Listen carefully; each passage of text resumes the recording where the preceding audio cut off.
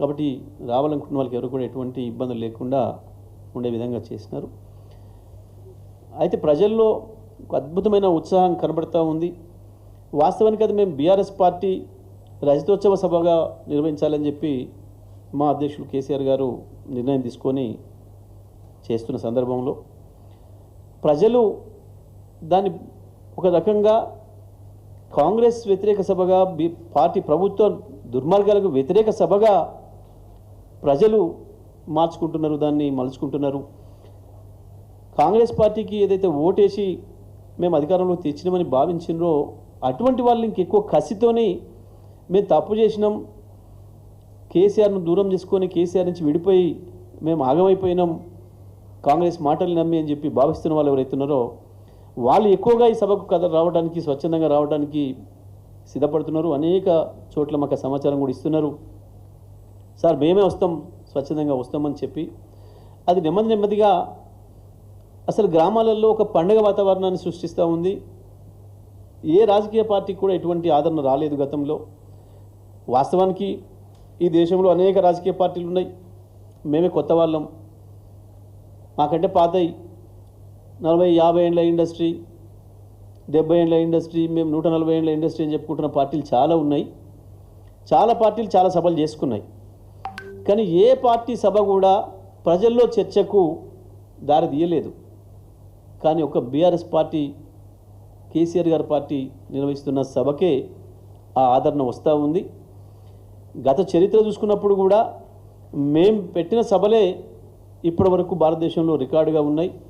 మేము పెట్టిన సభని ఇంకొక సభ ఇంకోటి రికార్డు బ్రేక్ చేసుకుంది మేమే చేసుకున్నాం తప్ప ఇంకెవరితో కూడా కాలేదు. ప్రజల యొక్క స్వచ్ఛంద భాగస్వామ్యం, బీఆర్ఎస్ పార్టీకి గులాబీ జెండాకు ఆ రకమైన ఆదరణ ఉంది.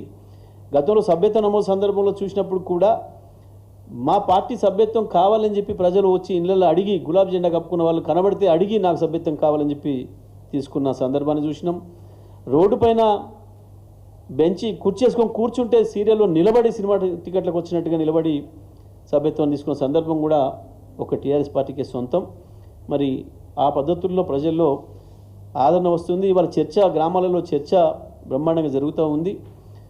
ప్రజలు కూడా 4-5 రోజుల ముందు నుంచే ప్రారంభమైన, ప్రత్యేకించి ఏ రైతాంగం అయితే కాంగ్రెస్ పార్టీ చేతిలో ఘోరంగా దెబ్బతిన్నదో, మోసపోయిందో, ఈ ప్రభుత్వం చేతితోని మోసానికి గురవుతుందో ఆ రైతాంగం ఇవాళ ఇంకెక్కువ కసిగా ఉన్నారు. కేసీఆర్ కనపడాలిపోయి ఆ ఎలకతుర్తి మట్టిని ముట్టుకోవాలి, మేము చేసిన పొరపాటును సరి చేసుకోవడానికి ఒక మార్గం అని చెప్పి భావిస్తూ ఉన్నారు.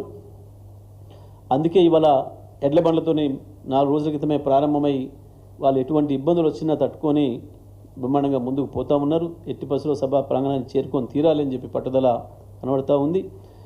దారంటే కూడా రైతాంగం, ప్రజలు, మహిళలు పెద్ద ఎత్తున స్వాగతిస్తూ ఉన్నారు. అదే కాకుండా చాలా చోట్ల నుంచి కూడా ఇవాళ పాదయాత్రలతో బయలుదేరినరు, సైకిల్ ర్యాలీల ద్వారా బయలుదేరినరు, ఇంకా అనేక రకాల పద్ధతుల్లో ప్రజలు వస్తూ ఉన్నారు. దూర ప్రాంతాల నుంచి కూడా కొంతమంది మోటార్ సైకిళ్ళ మీద, కొంతమంది మేము ఆటోలతో కూడా తీసుకొని వస్తామని చెప్పి బయలుదేరుతూ ఉన్నారు స్వచ్ఛందంగా. చాలా చోట్ల నుంచి మహిళలు కూడా మేము వస్తాము అని చెప్పి డిమాండ్ చేస్తూ ఉన్నారు. కానీ మేము ఇప్పుడున్న పరిస్థితులలో ఈ ఎండలు కావచ్చు, దూరభారాన్ని కూడా దృష్టిలో పెట్టుకొని కేసీఆర్ గారు విజ్ఞప్తి చేసినారు. మహిళల్ని కూడా ఎక్కువగా తీసుకురాకండి, ఇబ్బంది పెట్టకండి, మళ్ళీ వాళ్ళు సేఫ్ ఇంటికి చేరుకోవాలి, వాళ్ళకు ఉండే ప్రత్యేకమైన అవసరాల దృష్ట్యా దారి బట్టి ఇబ్బంది పడతాం, ఎండలు కూడా తీవ్రంగా ఉన్నాయి ఇటువంటి పరిస్థితులు అని చెప్పి చెప్పడం జరిగింది. వారికి విజ్ఞప్తి చేయడం జరిగింది. వీలైనంత మేరకు డిస్కరేజ్ చేయండి అని చెప్పి. నిన్న మొన్న నుంచి మాకు చాలా విజ్ఞప్తులు వస్తున్నాయి. గ్రామాల్లో రైతాంగం 70-80 సంవత్సరాలు ఉన్న వృద్ధులు, రైతాంగం కూడా మేము వస్తామని చెప్పి అడుగుతున్నారు. సార్ మేము వీళ్ళని ఎట్లా తీసుకురావాలి అని చెప్పి గ్రామాల నుంచి మా కార్యకర్తలందరూ కూడా అడుగుతూ ఉన్నారు. కానీ మేము స్పష్టంగా చెప్తున్నాం, వద్దు, డిస్కరేజ్ చేయండి, ఎండలకు తట్టుకోవడం కష్టమవుతుంది, వద్దని చెప్పి మేము వారికి చెప్పడం జరుగుతుంది. వాళ్ళని నివారిస్తూ ఉన్నాం.